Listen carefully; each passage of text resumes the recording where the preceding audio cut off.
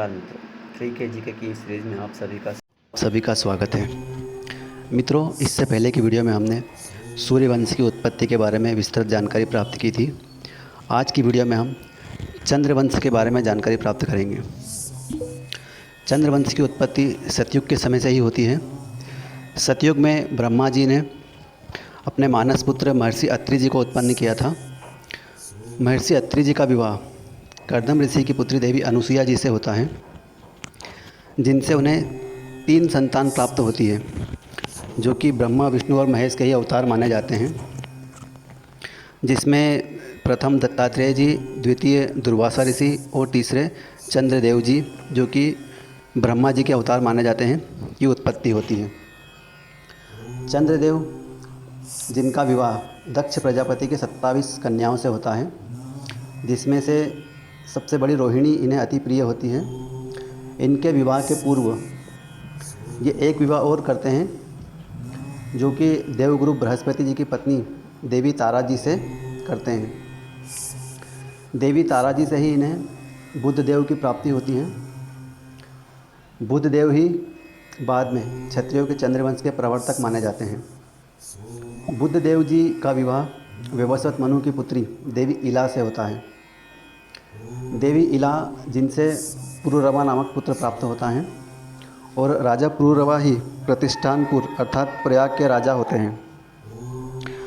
पुरुरवा जी का विवाह स्वर्ग की अप्सरा देवी उर्वशी जी से होता है, और जिनसे इन्हें 7 संतान प्राप्त होती है, जिसमें सबसे बड़े आयु कुमार, उसके बाद वनायु, शतायु, दृढ़ायु, धीमंत, अमावसु और वसु।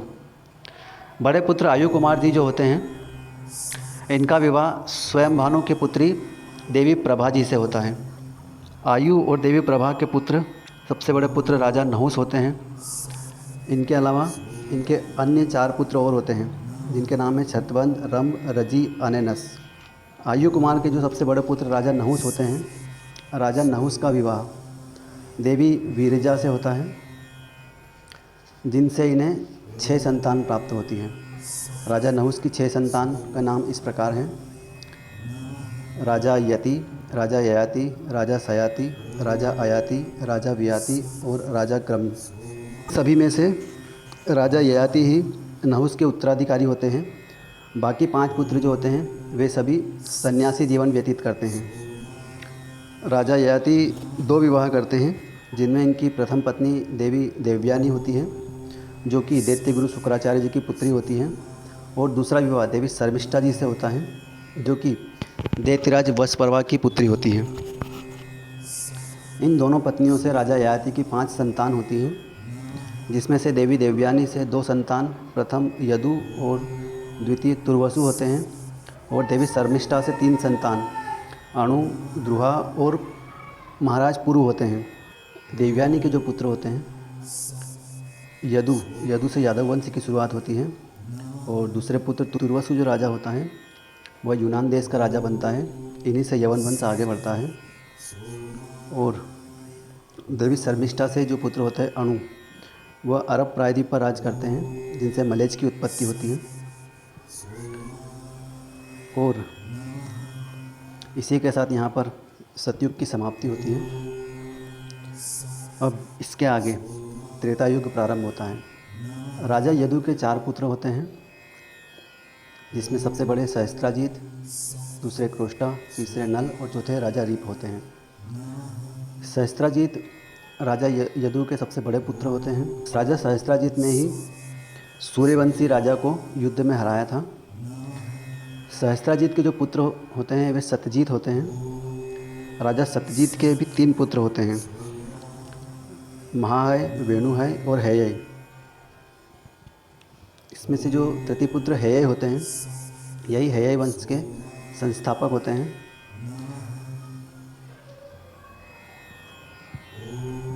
राजा हेयय का पुत्र जो होते हैं, वे धर्म होते हैं। धर्म के पुत्र नेत्रा होते हैं। नेत्रा से आगे कुंतेय होते हैं। कुंतेय से सोहान जी, जिन्हें सूजी भी कहा जाता है। सूजी से महिष्मान होते हैं। राजा महिष्मान ने ही नर्मदा नदी के तट पर माहिष्मती साम्राज्य की स्थापना की थी। महिष्मान के पुत्र राजा भद्रसेन होते हैं। राजा भद्रसेन जो होते हैं वो सूर्यवंशी राजा त्रिशंकु के समकालीन होते हैं। राजा भद्रसेन के 2 पुत्र होते हैं, नंबर 1 ध्रुमदा और नंबर 2 धनक। ये दोनों राजा हरिश्चंद्र के समकालीन होते हैं। राजा ध्रुमदा के 4 पुत्र होते हैं और राजा धनक के इनके भी 4 पुत्र होते हैं। ध्रुमदा के जो पुत्र होते हैं वे है डाडम, भीम, सहमत और कनक। धानक के पुत्र है कृतवीर, कृताग्नि, कृतवर्मा और क्रतुजा। इनमें से धानक के जो पुत्र होते हैं कृतवीर, कृतवीर के पुत्र सहस्त्रबाहु होते हैं, जिन्हें सहस्त्रार्जुन भी कहा जाता है। सहस्त्रार्जुन के 4 पुत्र होते हैं, जयध्वज, वृषभ, मधु और उर्जित। सहस्त्रार्जुन के पुत्र जयध्वज जो हुए थे, जयध्वज के पुत्र तालध्वज हुए। तालध्वज के पुत्र वितिहोत्र होते हैं। वितिहोत्र जो कि सूर्यवंशी राजा सगर के समकालीन होते हैं। वितिहोत्र के बाद राजा मधु होते हैं। मधु के पुत्र राजा वृष्णि होते हैं और वृष्णि के पुत्र क्रोष्टु होते हैं। क्रोष्टु के बाद व्रजनिवन, व्रजनिवन के बाद चित्ररथ, चित्ररथ के बाद ससबिंदु, ससबिंदु के बाद प्रथुस्रवा, प्रथुस्रवा के बाद धर्म, धर्म के बाद उष्णा, उष्णा के बाद रुचक, रुचक के बाद जयामग, जयामग के बाद विदर्भ। राजा विदर्भ जो होते हैं यही विदर्भ राज्य के संस्थापक होते हैं और ये सूर्यवंशी राजा बाहुक के समकालीन होते हैं। राजा विदर्भ के पुत्र कृत होते हैं। कृत के पुत्र रायवाता, रायवाता के पुत्र विशंबर, विशंबर के बाद आगे पद्मवर्ण, पद्मवर्ण के बाद सरसा, इनके बाद हरिता, हरिता के बाद मधु द्वितीय राजा होते हैं। मधु द्वितीय के बाद माधव, माधव के बाद पुरुवास, पुरुवास के बाद पुरुदवन, पुरुदवन के बाद जंतु, जंतु के बाद सातवात, सातवां के बाद भीम द्वितीय, भीम द्वितीय के बाद अंधका, अंधका के बाद महाभोज, महाभोज के बाद जीवता, जीवता के बाद विशंभर, विशंभर के बाद वासु, वासु के बाद कृति, कृति के बाद एकादशरथ, एकादशरथ के बाद शकुनी, शकुनी के बाद करीबी, करीबी के बाद देवरात, देवरात के बाद चित्ररथ द्वितीय, चित्ररथ द्वितीय के बाद विदुरथ, विदुरथ के बाद सूर्य, सूर्य के बाद पृथ्वीरासा, पृथ्वीरासा के बाद स्वयंभुजा, स्वयंभुज के बाद हरदिक, हरदिक के बाद वृष्णि द्वितीय, वृष्णि द्वितीय के बाद देवमेघा, देवमेघा या जिन्हें देवमंदी भी कहा जाता है। राजा देवमंदा की 2 पत्नियां होती हैं, एक मदीसा और दूसरी वेशपर्णा। मदीसा से इन्हें एक पुत्र प्राप्त होता है जो कि सूरसेन जी के नाम से प्रसिद्ध होते हैं। और वेशपर्णा जी से जो देवी वेशपर्णा से जो पुत्र होता है उसका नाम पर्जन्य होता है। बड़े पुत्र जो सूरसेन होते हैं, सूरसेन के ही पुत्र वासुदेव जी होते हैं और छोटे पुत्र पर्जन्य जो होते हैं, पर्जन्य के पुत्र नंद बाबा होते हैं। इस प्रकार से वासुदेव और नंद बाबा दोनों ही भाई होते हैं जो कि यादव वंश के होते हैं। राजा सूरसेन की एक पुत्री भी होती है जिनका नाम देवी कुंती होता है। वासुदेव जी के 2 विवाह होते हैं। इनकी पहली पत्नी का नाम देवी रोहिणी होता है और दूसरी पत्नी का नाम देवी देवकी होता है। वासुदेव जी को देवी रोहिणी से बलराम जी की प्राप्ति होती है और देवी देवकी के 8वें पुत्र भगवान श्री कृष्ण जी की प्राप्ति होती है। भगवान श्री कृष्ण का विवाह देवी रुक्मणी जी से होता है। भगवान श्री कृष्ण और देवी रुक्मणी के सबसे बड़े पुत्र महाराज प्रद्युम्न हुए। प्रद्युम्न जो कि अपने पूर्व जन्म में कामदेव के अवतार थे। प्रद्युम्न का विवाह देवी रति से होता है और जिनसे इन्हें अनिरुद्ध नामक पुत्र की प्राप्ति होती है। अनिरुद्ध का विवाह असुरराज बाणासुर की पुत्री देवी उषा से होता है। अनिरुद्ध के पुत्र ब्रजनाभा होते हैं। ब्रजनाभ जो कि मथुरा के राजा होते हैं और महाभारत के संग्राम के पश्चात देवी गांधारी भगवान श्री कृष्ण को श्राप देती है कि जिस प्रकार मेरे 100 पुत्रों का सर्वनाश हुआ उसी प्रकार यादव वंश का भी सर्वनाश हो जाएगा। तो उन्हीं के श्राप के अनुसार यादव वंश के महासंहार में सारे यादवों का कुल नष्ट हो जाता है। इसमें सिर्फ एक राजा व्रजनाभ बच जाते हैं। यही व्रजनाभ बाद में मथुरा के राजा होते हैं। व्रजनाभ के पुत्र प्रतिबाहु जी होते हैं। प्रतिबाहु के पुत्र सुबाहु होते हैं। सुबाहु के पुत्र शांतसेन होते हैं। सतसेन के बाद यहाँ पर द्वापर युग की समाप्ति हो जाती है और यहीं से कलयुग आरंभ होता है। लेकिन कलयुग में जाने से पहले ये थी जानकारी यदुवंश के यादव वंश के बारे में। अब हम राजा ययाति के जो पुत्र होते हैं पुरु, उनके वंश के बारे में जानकारी आगे प्राप्त करेंगे। राजा पुरु जो होते हैं वो सूर्यवंशी राजा मानधाता के समकालीन होते हैं। राजा पुरु के पुत्र राजा जन्मेजय जी हुए। इनके बाद आगे जन्मेजय के पुत्र प्रचिवान होते हैं। प्रचिवान के पुत्र प्रवीरा जी होते हैं। प्रवीरा के पुत्र मानसी। मानसी के पुत्र ऋषेव। ऋषेव के पुत्र मतिनरा प्रथम। मतिनरा प्रथम के पुत्र चारुपाड़ा। चारुपाड़ा के पुत्र सदयु। सदयु के आगे जो राजा होते हैं वे बहुगुवा, सयाति, सर्वभूमा, जयसेना, अर्चिना, अरिहाना प्रथम, महाभामा, आर्तुयान, अकोर्धन प्रथम, देवती प्रथम, अरिहाना द्वितीय, रतिनवा, तंसु, इलिना। और इलिना के जो पुत्र होते हैं वे राजा दुष्यंत होते हैं। राजा दुष्यंत जी का विवाह देवी शकुंतला जी से होता है जो कि ऋषि कण्व की पुत्री होती है। और राजा दुष्यंत और शकुंतला इन्हीं दोनों पर अभिज्ञान शाकुंतलम की रचना कवि कालिदास जी ने की है।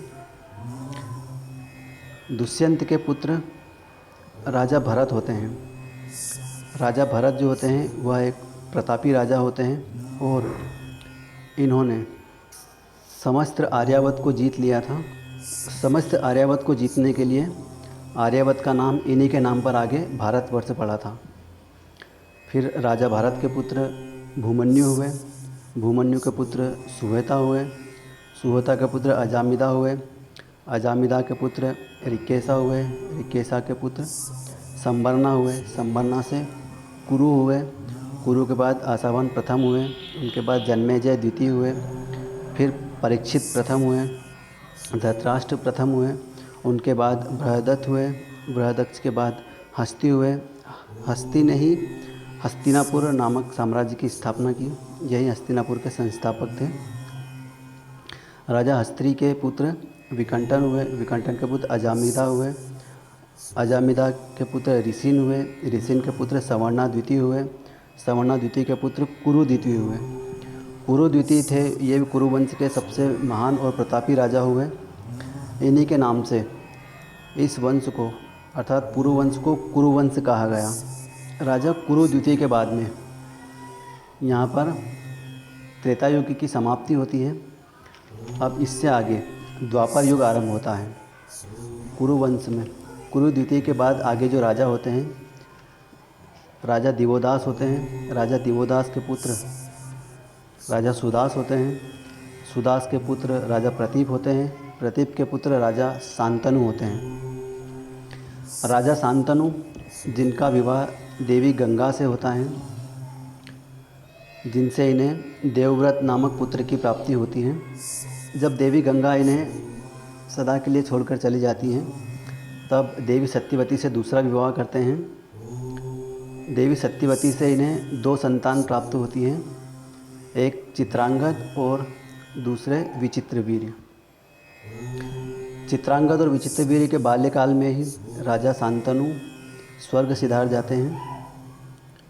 इनका पालन पोषण इनके बड़े भाई देवव्रत अर्थात भीष्म जी ही करते हैं। शांतनु जी के स्वर्ग सिधार जाने के बाद पितामह भीष्म जी चित्रांगद को हस्तिनापुर का राजा बनाते हैं। लेकिन कुछ समय पश्चात चित्रांगद जो कि गंधर्वों से युद्ध में मारे जाते हैं, उनके बाद में उनके छोटे भाई विचित्रवीर्य को हस्तिनापुर का राजा बनाया जाता है। विचित्रवीर्य का विवाह अंबिका और अंबालिका जी से होता है। विवाह के कुछ समय पश्चात विचित्रवीर्य भी स्वर्ग सिधार जाते हैं। फिर विचित्रवीर्य की 2 पत्नियां होती हैं, एक देवी अंबिका और दूसरी अंबालिका। देवी अंबिका से इन्हें धृतराष्ट्र नामक पुत्र होते हैं और देवी अंबालिका से महाराज पांडु होते हैं। धृतराष्ट्र के 100 पुत्र होते हैं, जिसमें सबसे बड़ा दुर्योधन होता है और महाराज पांडु के 5 पुत्र होते हैं, जिनमें से सबसे बड़े युधिष्ठिर, उसके बाद भीम, उनके बाद अर्जुन, उनके बाद नकुल और उनके बाद सबसे छोटे सहदेव। अर्जुन, जिनका विवाह श्री कृष्ण की बहन अर्जुन का विवाह द्रौपदी के अलावा देवी सुभद्रा जी से होता है, जिनसे इन्हें एक पुत्र की प्राप्ति होती है, जिनका नाम अभिमन्यु होता है। अभिमन्यु जी महाभारत के युद्ध में चक्रव्यूह भेदने में मारे जाते हैं। अभिमन्यु जी का विवाह महाभारत युद्ध के पहले ही देवी उत्तरा से हो जाता है, जिनसे इन्हें परीक्षित नामक पुत्र की प्राप्ति होती है। राजा परीक्षित जो होते हैं, यह द्वापर युग के अंतिम राजा होते हैं। राजा परीक्षित के समय ही कलयुग का आगमन हो जाता है। राजा परीक्षित के पुत्र राजा जन्मेजय जी होते हैं और जन्मेजय के पुत्र राजा अश्वमेघदत्त होते हैं। अश्वमेघदत्त के पुत्र शंकुकर्ण होते हैं। शंकुकर्ण से आगे भीष्मकृष्ण, निचक्षु, उष्ण, चित्ररथ, सुचित्ररथ, वष्णिमरथ, सुसेन, नुनीच, रुच, नृचुक्ष, सुखीबल, परिप्लव, सुनय, मेघावीन, नृपजय, ध्रुव, तिस्मज्योति, बृहदत्त, वसुवान, सात्निक द्वितीय, उदयन, अहेनर, नेत्रमित और क्षेमक, ये मगध के राजा होते हैं। राजवंश जो है उसे हमें एक बार फिर से द्वापर युग से देखना पड़ेगा, क्योंकि प्रारंभिक मगध राजवंश जो था वो द्वापर युग से ही प्रारंभ हुआ था। द्वापर युग में कुरु द्वितीय के पुत्र सुधन्वा जी हुए थे। सुधन्वा जी के मामा राजा मगध होते हैं, जिन्होंने मगध साम्राज्य की नींव रखी थी। इनकी कोई संतान नहीं होती है, इसलिए राजा मगध सुधन्वा को गोद ले लेते हैं और इसी से आगे मगध वंश चलता है। सुधन्वा के पुत्र सुधनु जी होते हैं। सुधनु के पुत्र प्रारब्ध होते हैं। उनके बाद आगे सुहोत्र, च्यवन, च्यवाना, कृति, कृत्य, कृतज्ञ, कृतवीर, कृतसेना, कृतज्ञ, प्रतिपदा आदि राजा होते। इसके बाद मगध में बृहदत्त राजवंश आता है। बृहदत्त राजवंश जो होता है, बृहदत्त राजवंश का संस्थापक राजा बृहदत्त ही होते हैं। राजा बृहदत्त जो कि जरासंध के पिता होते हैं, पांडुपुत्र भीम के द्वारा मारा जाता है। राजा जरासंध के जो पुत्र होते हैं सहदेव जी होते हैं। सहदेव जो पांडुपुत्र होते हैं वे अलग हैं। ये जरासंध के पुत्र सहदेव जी होते हैं, जो बाद में महाभारत के युद्ध में पांडव की ओर से लड़े थे। सहदेव जी के पुत्र श्रुतस्रव होते हैं। उनके आगे जो राजा होते हैं अप्रतिपा, निर्मित्र, सक्षत्र, ब्रह्माकर्मा, सारनाजीत, श्रितमजय, महाबला, सुच्ची, अहव्रत, निवृत्ति, महासेना, सुबाला, सत्यजीत और रिपुजन्य। रिपुजन्य जो राजा होते हैं यह बृहदत्त वंश का अंतिम राजा होता है। इसके आगे जो राजा क्षेमक होते हैं, जो कि कुरु वंश के राजा होते हैं, ये मगध पर अपना अधिकार कर लेते हैं। फिर क्षेमक के आगे जो राजा होते हैं, राजा क्षेमधर्म, क्षेमधर्म के बाद राजा क्षेमजीत, क्षेमजीत के बाद जो राजा होते हैं और बिंबिसार, राजा बिंबिसार हर एक वंश से ही, जो कि प्राचीन भारत का इतिहास प्रारंभ होता है। तो दोस्तों, यह थी जानकारी चंद्रवंश के बारे में।